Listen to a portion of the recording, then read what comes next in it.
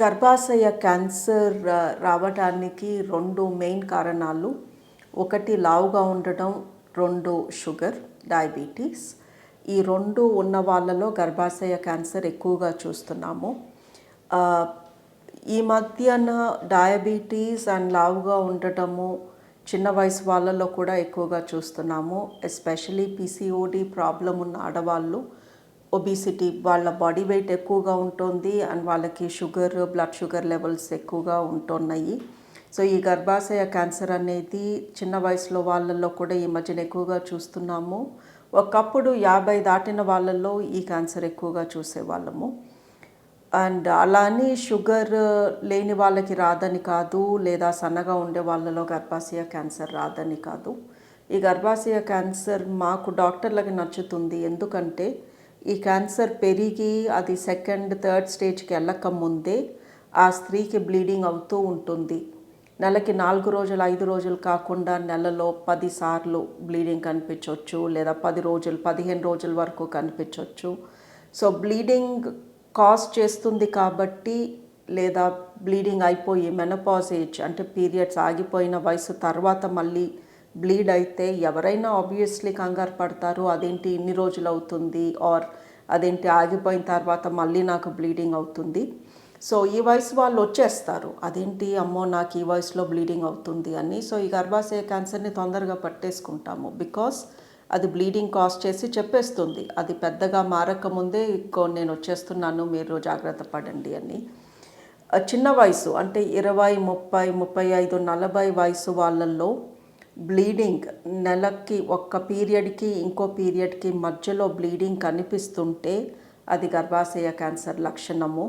ఈ వయసు వాళ్ళు యూజువలీ పీరియడ్లో ఏదో తేడా వచ్చింది, లేదా థైరాయిడ్ ఉంది అని ఏదో ఒక రీజన్తో వెంటనే డాక్టర్ దగ్గరికి రారు.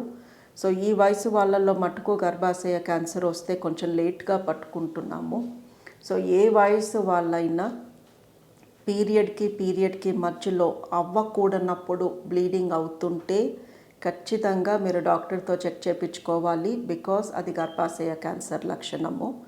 ఎవరికైనా 40 దాటిన వాళ్ళకి 1 ఏడాది పాటు పీరియడ్స్ ఆగిపోయి అప్పుడు కానీ మళ్ళీ బ్లీడింగ్ స్టార్ట్ అయ్యింది అంటే వాళ్ళల్లో క్యాన్సర్ ఉండే ఛాన్స్ చాలా ఉంది. ఖచ్చితంగా డాక్టర్ దగ్గరికి రావాలి. మా దగ్గరికి ఎంతోమంది 55, 60, 65 వయసు వాళ్ళు వస్తారు. ఇలా మళ్ళీ బ్లీడింగ్ కనిపిస్తుంది, 9 నెలల క్రితం కనిపించింది, మళ్ళీ 6 నెలల క్రితం కనిపించింది, మళ్ళీ ఇప్పుడు కనిపించింది, అందుకని ఇప్పుడు వచ్చాము అంటారు. వాళ్ళకి చూస్తే గర్భాశయ క్యాన్సర్ ఉంటుంది, అది సెకండ్ స్టేజ్, థర్డ్ స్టేజ్లో ఉంటుంది. బికాస్ వాళ్ళు 9 నెలలు, ఏడాది పాటు అలాగే ఆ బ్లీడింగ్ అవుతున్నప్పుడు పట్టించుకోకుండా ఉండిపోయారు. కాబట్టి మెనోపాజ్ వచ్చిన ఏ వయసు వాళ్ళైనా 40 దాటాక 1 ఏడాది పాటు ఏ బ్లీడింగ్ లేకుండా మళ్ళీ బ్లీడింగ్ అయితే మీకు గర్భాశయ క్యాన్సర్ ఉండే ఛాన్స్ చాలా ఎక్కువ. ఎస్పెషలీ మీకు కానీ షుగర్ కానీ కొంచెం బాడీ వెయిట్ ఎక్కువ ఉంటే ఛాన్సెస్ ఇంకా ఎక్కువ. మీరు ఖచ్చితంగా వచ్చి డాక్టర్తో చూపించుకుని, స్కాన్ చేయించుకుని క్యాన్సర్ లేదు అని నిరూపించుకోవాల్సి వస్తుంది. ఇండియాలో అబార్షన్, మిస్క్యారేజ్ ఈ 2 వర్డ్స్కి తేడా లేకుండా వాడతారు. అబార్షన్ అంటే ఒక స్త్రీ తనకు వచ్చిన ప్రెగ్నెన్సీ ఉంచుకోవడం ఇష్టం లేక తీపించుకోవడం. ఒక స్త్రీ గర్భవతి అయినప్పుడు తనకి తెలియకుండానే బ్లీడింగ్ అయిపోయి ఆ ప్రెగ్నెన్సీ బయటికి వచ్చేస్తుంటే, ప్రెగ్నెన్సీ నిలవకపోతే దాన్ని మిస్క్యారేజ్ అంటాము. సో అబార్షన్ మనిషి ఇష్టం లేకుండా తీపించుకునేదాన్ని, లేదా బేబీలో లోపాలు ఉండి తీపించుకునే ప్రెగ్నెన్సీని అబార్షన్ అంటాము. ఎంతోమందికి మిస్క్యారేజెస్ అవుతూ ఉంటాయి. మిస్క్యారేజ్ ఎందుకు అవుతుందో 90% కారణాలు మాకు తెలీదు. ప్రతి 4 ఆడవాళ్ళలో ఒకరికి వాళ్ళకి 2వ నెల పడక ముందే మిస్క్యారేజ్ అయిపోతుంది. ఇందులో ఎంతోమందికి వాళ్ళకి మిస్క్యారేజ్ అయిందని కూడా వాళ్ళకి తెలీదు. ప్రెగ్నెన్సీ వస్తుంది, పీరియడ్ కొన్ని రోజులు లేట్ అవుతుంది, వస్తుందేమో పీరియడ్ చూద్దాము అనే లోపు బ్లీడింగ్ అయిపోతుంది. వాళ్ళది పీరియడ్ అనుకుంటారు, అది ఒక మిస్క్యారేజ్ అయి ఉండొచ్చు. కొంతమందికి ప్రెగ్నెన్సీ టెస్ట్ పాజిటివ్ అవుతుంది, అయిన 2-3 వారాలకి బ్లీడింగ్ అది స్టార్ట్ అవుతుంది. స్కాన్లో చెప్తాము ఈ ప్రెగ్నెన్సీ పెరగట్లేదు, ఈ ప్రెగ్నెన్సీలో బలం లేదు, ఇది బయటకు వచ్చేస్తుంది అని. దీన్ని మిస్క్యారేజ్ అంటాము. మిస్క్యారేజ్కి యూజువలీ కారణం అంటూ ఒకటి ఉండదు. మీరు ఆలోచిస్తే ఇప్పుడు 100 విత్తనాలు ఇచ్చి నాటండి ఇవి సాయిల్లో ఎన్ని మొక్కలు వస్తాయో చూద్దాము అంటే 100 విత్తనాలు వేసాను కదా 100 మొక్కలు వస్తాయి అని ఎవరు ఎక్స్పెక్ట్ చేయరు. ఒక 10-20 రాకపోవచ్చు, మిగతా 80 వస్తాయి. మనం పెద్దగా ఆలోచించం ఎందుకు ఈ విత్తనం పెరగలేదు అని. అలాగే ఒక ఎగ్ అండ్ స్పర్మ్ కలిసినప్పుడు అవి సక్సెస్ అవ్వకపోవచ్చు. దాని అర్థం ఆ ఎగ్లో లేదా ఆ ఎగ్ తయారు చేసిన స్త్రీలో లేదా ఆ స్పర్మ్ తయారు చేసిన పురుషుడిలో లోపం ఉందని మనం అనుకోవడానికి లేదు. బికాస్ ఎగ్ ఓన్లీ 48 అవర్స్ బతికుంటుంది. సో ఒక స్త్రీ ఎగ్ రిలీజ్ చేసినప్పుడు 48 గంటల తర్వాత ఆ ఎగ్ పగిలిపోయి చనిపోతుంది.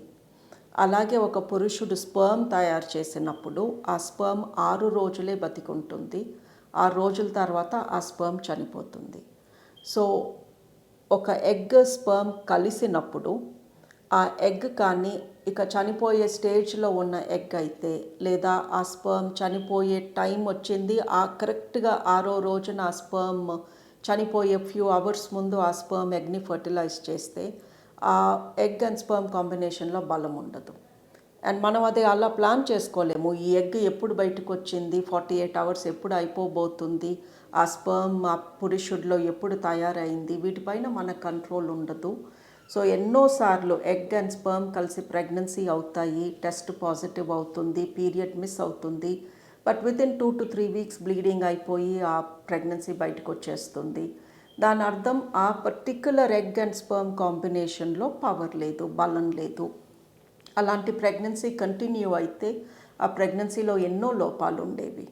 సో ఈ మిస్క్యారేజ్ అవ్వడం ఒకందుకు మన మంచికే. అంటే ఈ ప్రెగ్నెన్సీలో బలం లేదు, ఈ బేబీ సరిగా పుట్టదు, ఇలా కంటిన్యూ అయితే సో బాడీ రిజెక్ట్ చేసేస్తుంది. బలం లేనిది ఎందుకు పెంచడం, దీన్ని రిజెక్ట్ చేసేస్తే మళ్ళీ ఇంకో ప్రెగ్నెన్సీకి తయారవ్వచ్చు. సో మిస్క్యారేజ్ అనేది ప్రతి 4 ఒకరికి వస్తుంది, ప్రతి 4 ప్రెగ్నెన్సీస్లో ఒకటి మిస్క్యారేజ్ అవుతుంది. సో మిస్క్యారేజ్ అనేది మా డాక్టర్స్ని అస్సలు భయపెట్టదు. దానికి తోడు ఒక స్త్రీ లావుగా ఉన్న, పీసీఓడి ప్రాబ్లం ఉన్న, షుగర్ ఉన్న వాళ్ళ ఎగ్ క్వాలిటీ బాగోదు. సో ఎగ్ ప్రెగ్నెంట్ అవుతుంది, బట్ అయిన 2-3 వీక్స్కి బలంగా అది పెరగలేకుండా బయటకు వచ్చేస్తూ ఉంటుంది. సో ఎవరికన్నా మిస్క్యారేజ్ అవుతున్నప్పుడు ఒకసారి రిఫ్లెక్షన్ ఉండాలి. నా హెల్త్లో ఏదన్నా తేడా ఉందా, విటమిన్ డెఫిషియన్సీ ఉందా, షుగర్ ఉందా, థైరాయిడ్ ప్రాబ్లం ఉందా, బాగా లావుగా ఉన్నానా, ఇవేవి లేకపోతే చేయాల్సిందేం లేదు. ఇవి ఉంటే వీటిపైన యాక్షన్ తీసుకోవాలి, విటమిన్ మాత్రలు వేసుకోవాలి, థైరాయిడ్ సరిగ్గా ఉందో లేదో చెక్ చేసుకోవాలి, విటమిన్ డి, B12 సప్లిమెంట్స్ తీసుకోవాలి. అని ఒక 2-3 మంత్స్ అయ్యాక 2-3 నార్మల్ పీరియడ్స్ వచ్చాక మళ్ళీ ట్రై చేయాలి. ఒకే ఒక కేటగిరీని మేము హాస్పిటల్కి వచ్చి మీరు చెక్ చేయించుకోండి, ఏదో తేడాగా అనిపిస్తుంది అని చెప్తాము. వాళ్ళు ఎవరు అంటే వరుసగా 3 మిస్క్యారేజెస్ అయితే. సో 1 ఓకే, 2 కూడా అబ్సల్యూట్లీ ఓకే. బట్ 3వ ప్రెగ్నెన్సీ కూడా 3వసారి ప్రెగ్నెంట్ అయ్యి అది కూడా మిస్క్యారేజ్ అయితే, వరుసగా 3 సార్లు మిస్క్యారేజ్ అయితే ఈ మధ్యలో నార్మల్ ప్రెగ్నెన్సీ అనేది రాకపోతే అప్పుడు వీళ్ళల్లో నిజంగా ఏదో ప్రాబ్లం ఉండి ఉండొచ్చు అని టెస్ట్స్ అవి చేస్తాము. అలాంటి వాళ్ళల్లో కూడా చాలాసార్లు టెస్ట్స్ నార్మలే వస్తాయి. బట్ అలాంటి వాళ్ళు మళ్ళీ ప్రెగ్నెంట్ అయినప్పుడు ఆస్ప్రిన్ అని, బ్లడ్ థిన్నర్స్ అని కొన్ని రకాల టాబ్లెట్స్ పైన, ఇంజెక్షన్స్ పైన పెడతాము వాళ్ళ ప్రెగ్నెన్సీ నిలబడే ఛాన్స్ పెంచడానికి. సో మిస్క్యారేజ్ ఎందుకు వస్తుంది అంటే మోస్ట్ ఆఫ్ ద టైమ్స్ కారణం అంటూ పెద్దగా ఏం ఉండదు. మిస్క్యారేజ్ అయినందుకు పెద్దగా నిరుత్సాహపడాల్సిన అవసరం కూడా లేదు. చిన్న చిన్న లోపాలు ఉంటాయి, థైరాయిడ్ లాంటివి, షుగర్ లాంటివి, విటమిన్ డెఫిషియన్సీ లాంటివి, వాటిని కరెక్ట్ చేసుకోవాలి. అండ్ 3 సార్లు కంటిన్యూస్గా మిస్క్యారేజ్ అయితే తప్ప మీరు వచ్చి టెస్ట్లు అవి చేయించుకోవాల్సిన అవసరం ఉండకూడదు. గర్భిణీ స్త్రీలకి ఆస్తమా ఉంటే అది పుట్టబోయే పిల్లలకి రాదు. బికాస్ ఆస్తమాకి మెయిన్ కారణాలు వేరే ఉంటాయి. అది వంశపారంపర్యంగా పిల్లలకి ఆస్తమా రావడం లాంటిది ఉండదు. కొంతమందికి డస్ట్ మూలంగా ఆస్తమా వస్తుంది, కొంతమందికి చలి మూలంగా ఆస్తమా వస్తుంది, కొంతమందికి చలి పదార్థాలు తింటే ఆస్తమా వస్తుంది, కొంతమందికి వాళ్ళు పుట్టినప్పుడు ప్రిమెచ్యూర్గా పుట్టి లంగ్ డెవలప్మెంట్లో కొంచెం తేడా ఉంటే ఆస్తమా వస్తుంది. స్మోకర్స్లో కొంతమందికి ఆస్తమా వస్తుంది. సో గర్భిణీ స్త్రీలకి ఆస్తమా ఉంటే అది వాళ్ళ పిల్లలకు వస్తుందా అంటే రాదు. గర్భిణీ స్త్రీలకి టీబీ ఉంటే వాళ్ళ పిల్లలకి టీబీ వస్తుందా అంటే అది కూడా రాదు. బికాస్ టీబీ ఊపిరితిత్తుల్లో ఉంటే అది బేబీకి వెళ్ళదు. బట్ టీబీ ఉన్న స్త్రీలని ప్రెగ్నెన్సీ ప్లాన్ చేసుకోవద్దు అంటాము. అండ్ వాళ్ళు ప్రెగ్నెంట్గా ఉంటే వీలైతే ఆ ప్రెగ్నెన్సీని ఫస్ట్ 2-3 మంత్స్లో ఉంటే తీపించుకోమంటాము. ఎందుకంటే టీబీకి ఇచ్చే మందులు ప్రెగ్నెన్సీకి మంచిది కాదు. సో టీబీ మందులు బేబీకి మంచివి కావు. టీబీ మదర్కు ఉన్న మూలంగా బేబీకి ఇమ్యూనిటీ వచ్చేస్తుంది. సో అది వరి కాదు. కొంతమందికి టీబీ పొట్టలో ఉంటుంది. అలాంటి వాళ్ళని అస్సలు ప్రెగ్నెన్సీ ప్లాన్ చేసుకోవద్దు, ఈ టీబీ పూర్తిగా పోయే వరకు అని చెప్తాము. కొంతమందికి ఎస్పెషలీ ఇన్ఫర్టిలిటీ ప్రాబ్లం ఉన్న వాళ్ళకి గర్భాశయంలో టీబీ ఉంటుంది. వాళ్ళకి ఉందని కూడా తెలీదు. వాళ్ళ గర్భాశయము చూసి వీళ్ళకి ఐవీఎఫ్ అది చేద్దాము అని మేము బయోప్సీస్ తీసుకునే టైంలో మాకు గర్భాశయంలో టీబీ కనిపిస్తుంది. అప్పుడు అనుకుంటాము, ఓహో వీళ్ళకి గర్భాశయంలో టీబీ ఉండబట్టి వీళ్ళకి పీరియడ్ ప్రాబ్లమ్స్ అవి వచ్చి ప్రెగ్నెన్సీ రావట్లేదు అని. అప్పుడు కూడా అస్సలు ప్రెగ్నెన్సీ ప్లాన్ చేసుకోవద్దు అంటాము. అండ్ టీబీ ట్రీట్మెంట్ అయిపోయాక అంతా పోయింది అని చెక్ చేసుకున్నాక అప్పుడు ప్రెగ్నెన్సీ ప్లాన్ చేసుకోమంటాము. సో ఒక గర్భవతి టీబీ మెడికేషన్ వేసుకుంటుంది అంటేనే అది వింతగా ఉంది. బికాస్ టీబీ మెడికేషన్ ఉన్నప్పుడు ప్రెగ్నెన్సీ ప్లాన్ చేసుకోవద్దు అని చెప్తాము. సో ఎవరికైనా ఊపిరితిత్తుల్లో కానీ లేదా ఒంట్లో బాగోకుండా టీబీ ఏమో వెయిట్ తగ్గిపోతుంది, దగ్గు వస్తుంది, నైట్ టైం రోజు లైట్గా ఫీవర్ వస్తుంది అన్న డౌట్ ఉంటే, ప్రెగ్నెన్సీ కూడా ప్లాన్ చేసుకునేది ఉంటే ఫస్ట్ టీబీ లేదు అని ప్రూవ్ చేసుకుని అప్పుడు ప్రెగ్నెన్సీ ప్లాన్ చేసుకోవాలి. టీబీ మందులు ప్రెగ్నెన్సీలో అంత సేఫ్ కాదు. గర్భాశయంలో గడ్డ ఉంది లేదు అని తెలుసుకోవాల్సిన అవసరం ఎవరికీ ఉండదు. బికాస్ బాడీలో ఇన్ని పార్ట్స్ ఉన్నప్పుడు నా గర్భాశయంలో గడ్డ ఉందా, నేను ఎలా తెలుసుకోవాలి అన్న ఆలోచన ఎవరికి ఎందుకు వస్తుందో నాకు తెలియట్లేదు. బట్ ఎవరికైనా బ్లీడింగ్ హెవీగా వస్తుంది, వీళ్ళకి ఏదో తేడాగా ఉంది, పీరియడ్ ప్రాబ్లం ఉంది అన్నప్పుడు మాకే డాక్టర్స్కి డౌట్ వస్తుంది, వీళ్ళ గర్భాశయంలో ఏవైనా గడ్డలు ఉన్నాయా, ఆ గడ్డల మూలంగా ఈవిడికి ఇలా బ్లీడింగ్ ప్రాబ్లం ఉందా. సో దీనికి మేము చేసే టెస్ట్ స్కాన్ అంటాము. లేడీస్లో గర్భాశయంలో గడ్డలు ఉన్నాయా లేవా అని కనుక్కోవడానికి మేము చేసే స్కాన్ వెజైనా ద్వారా చేస్తాము. అప్పుడు మాకు గర్భాశయం దగ్గరగా కనిపిస్తుంది, క్లోజప్లో కనిపిస్తుంది. దీన్ని పెల్విక్ స్కాన్ అంటాము, ట్రాన్స్ వెజైనల్ స్కాన్ అంటాము. ఒక మంచి స్కాన్ డాక్టర్ ఇలా స్కాన్ చేస్తే వాళ్ళు క్లియర్గా చెప్పగలరు ఈ గర్భాశయం నార్మల్గా ఉందా లేదా గర్భాశయంలో గడ్డలు ఉన్నాయా. గర్భాశయంలో గడ్డలు ఉన్నంత మాత్రాన వెంటనే కంగారు పడిపోయి ఏదో చేసేయాలి అని ఏమీ లేదు. ప్రతి 4 ఆడవాళ్ళలో ఒకరికి గర్భాశయంలో ఫైబ్రాయిడ్ అనే గడ్డ ఉంటుంది. 25%, 25% ఆడవాళ్ళలో ఈ ఫైబ్రాయిడ్స్ ఉంటాయి. ఫైబ్రాయిడ్స్ ఎందుకు ఉంటాయి అంటే అవి పుట్టుకతోనే ఆ గర్భాశయంలో ఉంటాయి. ఈ మనిషి పెరుగుతున్న కొద్దీ అవి పెరుగుతూ ఉంటాయి. యూట్రస్ గర్భాశయము ప్రెగ్నెన్సీతో ఉన్నప్పుడు బాగా పెద్ద సైజ్కి పెరుగుతుంది, మళ్ళీ బేబీ పుట్టాక నార్మల్ సైజ్కి వస్తుంది. మళ్ళీ రెండో ప్రెగ్నెన్సీలో మళ్ళీ పెద్దగా అవుతుంది, మళ్ళీ చిన్నగా అవుతుంది. సో దానికి ఇలాస్టిసిటీ ఎక్కువ. ఎవరన్నా ట్విన్స్తో ప్రెగ్నెంట్ ఉన్నా, ట్రిప్లెట్స్తో ప్రెగ్నెంట్ ఉన్నా 12 నుంచి 15 కిలోల బరువు వరకు సాగుతుంది, మళ్ళీ నార్మల్ అవుతుంది. సో ఇంత ఎలాస్టిసిటీ ఉంటుంది కాబట్టి గర్భాశయంలో ఫైబర్ ఎక్కువ ఉంటుంది. సో ఈ ఫైబర్ అక్కడక్కడ చుక్కల్లాగా ఉంటే అవి కొంచెం పెద్దగా అయినప్పుడు వాటిని ఫైబ్రాయిడ్ అంటాము. సో ఈ ఫైబ్రాయిడ్ అనేది ఒక రాయిలాగా చెక్క ముక్కలాగా ఉంటుంది గర్భాశయంలో. వీటితో యూజువలీ ప్రాబ్లం ఏం రాదు, వీటితో ఏ ఇబ్బంది ఉండదు. అండ్ ఇవి అంత తొందరగా క్యాన్సర్ కింద కూడా మారవు. సో ప్రతి నలుగురిలో ఉండే ఈ గర్భాశయ గడ్డని ఫైబ్రాయిడ్ అంటాము. అది ఉన్నంత మాత్రాన దాన్ని తీపిచ్చేసుకోవాలి లేదా అదేదో క్యాన్సర్ అయిపోతుంది అన్నది అపోహ. యూజువలీ అది ఏ ప్రాబ్లం కాజ్ చేయదు. ఫైబ్రాయిడ్ కానీ గర్భాశయము లోపల వైపు ఉంటే పీరియడ్స్ హెవీగా రావచ్చు లేదా ఆ మనిషికి ప్రెగ్నెన్సీ రావడం కష్టం అవ్వచ్చు. సో ఎక్కడో 100లో ఒకరికి ఫైబ్రాయిడ్ మూలంగా ఇబ్బంది ఉన్నప్పుడు వెళ్ళి ఫైబ్రాయిడ్ తీయడమో లేదా యూట్రస్ తీయడమో చేస్తాము. చాలామంది గర్భాశయంలో ఫైబ్రాయిడ్ ఉంది, అది మంచిది కాదు, ఆపరేషన్ చేసేయాలి అని కంగారు పడుతూ ఉంటారు. వేరే రకం గర్భాశయ గడ్డలు ఉంటాయి, ఎడినోమయోమా అంటాము. ఇది యూజువలీ 40 దాటిన స్త్రీలలో చూస్తాము. అండ్ ఈ ప్రాబ్లం ఉన్న వాళ్ళకి, ఎడినోమయోమా ఉన్న వాళ్ళకి విపరీతమైన పీరియడ్ పెయిన్ ఉంటుంది, హెవీ బ్లీడింగ్ అవుతుంది. యూజువలీ 40 దాటాక ఈ సిమ్టమ్స్ కనిపెడతాము. అండ్ ఎవరికైనా 40 ఏళ్ళ వరకు బాగున్నారు, బట్ ఆ తర్వాత పీరియడ్ చాలా పెయిన్ఫుల్గా చాలా హెవీగా వస్తుంది అంటే ఈ ఎడినోమయోమా అనే గడ్డ ఉందేమో చెక్ చేసుకుంటాము. ఇది కూడా పెల్విక్ స్కాన్లో తెలిసిపోతుంది. ఇంకొక రకం యూట్రైన్ గడ్డలు, గర్భాశయ గడ్డలు ఉంటాయి, వాటిని పాలిప్స్ అంటాము. పాలిప్ గర్భాశయం మధ్యలో లోపల వస్తుంది.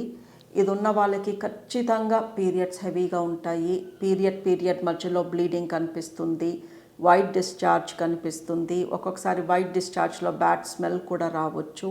ఈ పాలిప్ అనే గడ్డ ఉంటే మటుకు ఖచ్చితంగా గర్భాశయంలోకి వెళ్ళి కెమెరా ద్వారా దాన్ని చూసి తీసేస్తాము, పాలిపెక్టమీ అంటాము.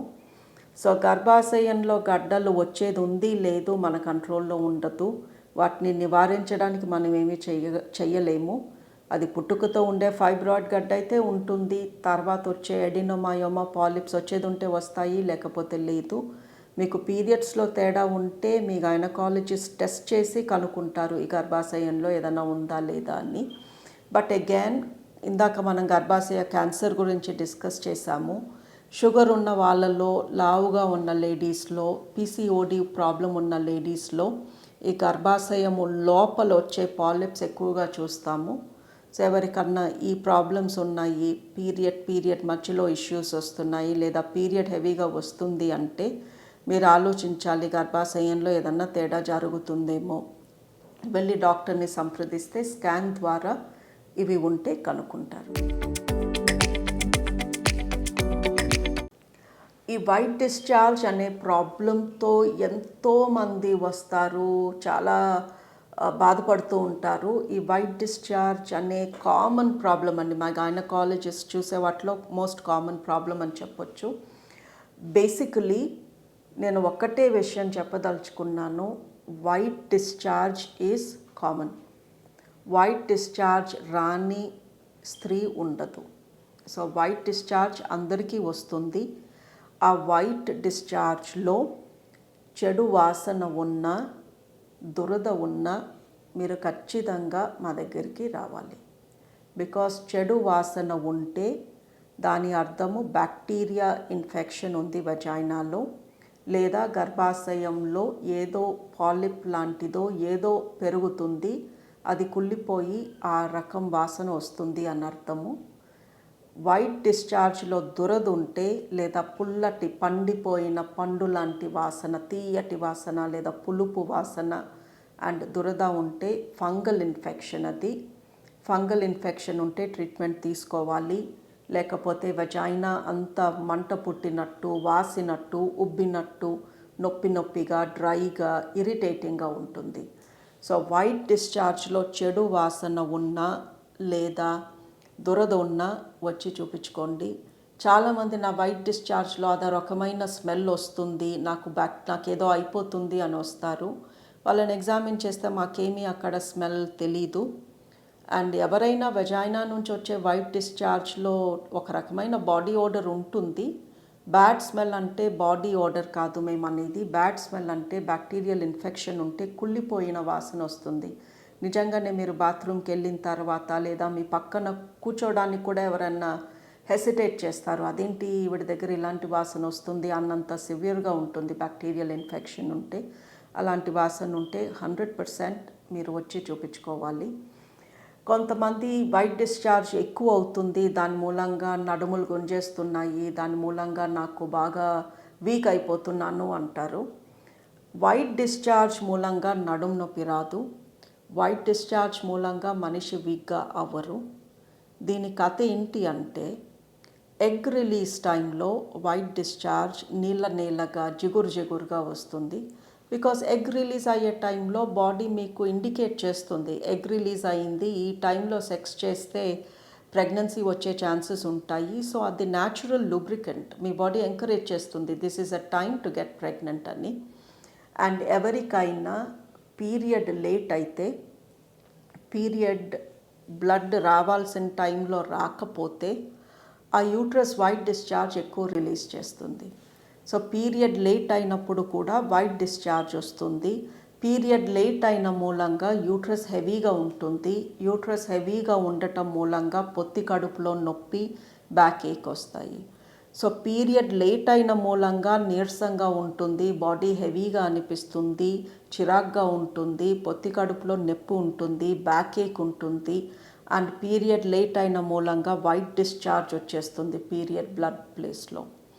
సో వైట్ డిశ్చార్జ్ మూలంగా ఎవరికి పర్సే వీక్నెస్ అది ఉండదు.